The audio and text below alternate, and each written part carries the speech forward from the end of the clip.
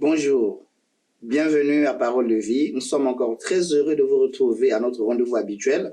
Comme vous le savez, autour de la parole de Dieu, cette parole qui nous a créés, cette parole qui nous fait tellement du bien, et nous ne cesserons jamais de vanter les vertus, les bienfaits de cette parole, la parole de notre Père, la parole qui nous a créés, la parole par laquelle nous sommes nés de nouveau, la parole qui nous donne l'espérance de la vie éternelle.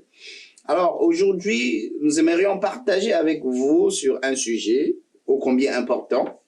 Il s'agit notamment de la méditation de la parole de Dieu.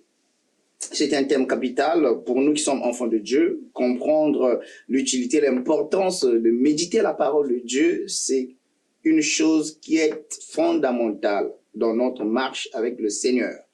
Alors, aujourd'hui, nous voulons aborder cet aspect de la méditation de la parole de Dieu parce qu'il y a généralement au milieu de nous, enfants de Dieu, une certaine conception, une certaine compréhension de la méditation de la parole de Dieu. Généralement, le texte qui revient lorsqu'on cite, lorsqu'on évoque la parole de Dieu, c'est le livre de 1 Josué à partir du chapitre, le livre de 1 Josué, chapitre 1er à partir du verset 7 jusqu'à verset 8 et un peu plus.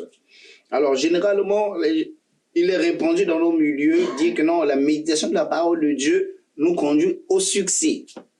C'est certainement vrai, mais pas totalement, parce qu'il y a entre méditer la parole de Dieu et le succès, il y a un pan que nous oublions souvent. Et nous allons aujourd'hui essayer un peu de mettre l'accent sur ce pan-là qui est souvent oublié au milieu de nous, ou lorsque nous évoquons la méditation de la parole de Dieu.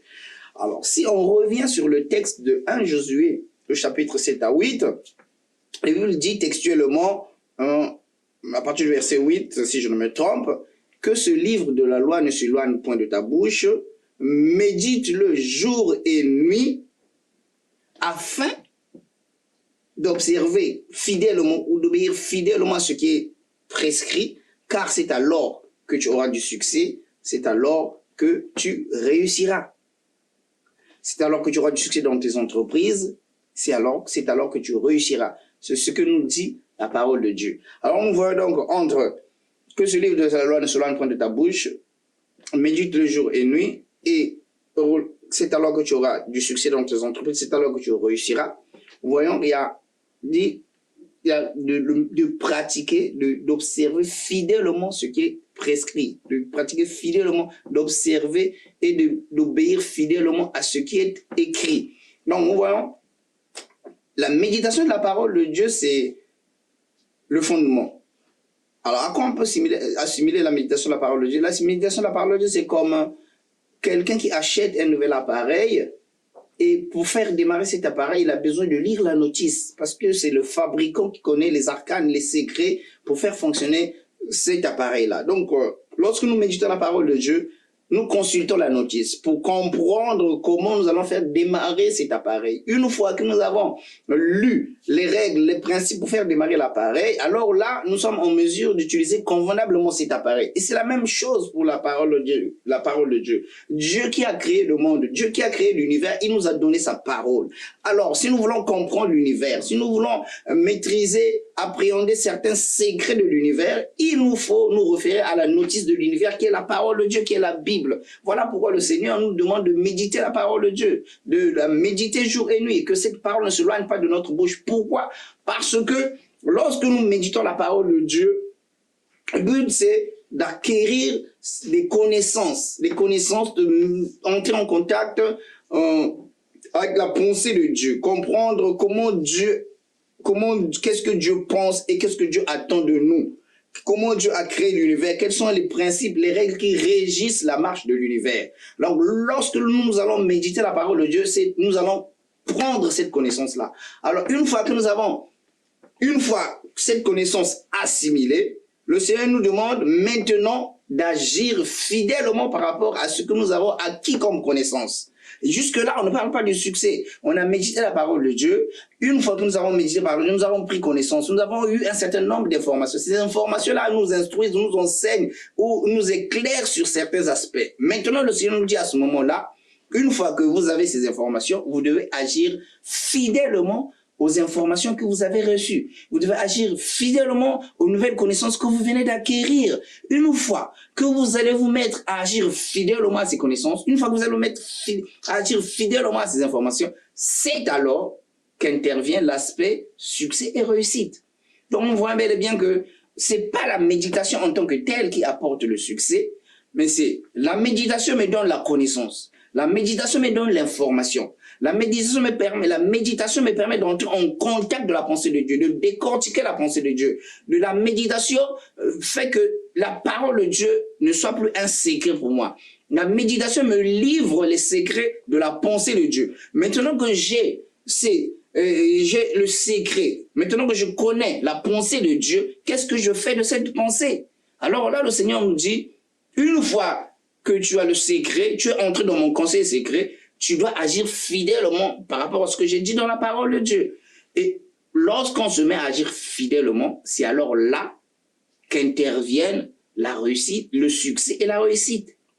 Ce que nous devons comprendre, la réussite et le succès et la réussite, c'est que le succès, c'est les choses qui sont progressives. On mène une vie, on élabore un projet, on a des succès, on récolte des succès, c'est-à-dire les aspects positifs de ce que nous faisons. Donc, c'est une marche positive de notre projet. Chaque fois que le projet atteint une étape que nous avons prévue, sans encombre, là, c'est un succès. Chaque fois que nous progressons dans notre projet, c'est un succès. Maintenant, la réussite aux yeux de Dieu, ce n'est pas la réussite selon les hommes.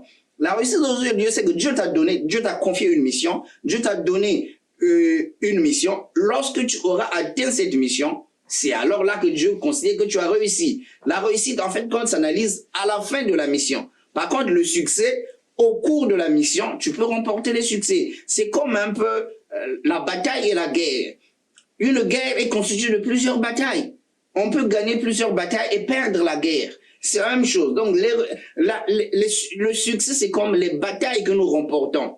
Maintenant, la réussite, c'est la guerre que nous avons gagnée. Aux yeux de Dieu, c'est comme ça. Dieu nous confie une mission et Dieu appréciera la réussite à la fin de la mission, pas au cours de la mission. Voilà pourquoi le Seigneur dit, car c'est alors que tu auras du succès dans tes entreprises, c'est alors que tu réussiras. Le succès dans tes entreprises t'assure la progression positive de ton projet.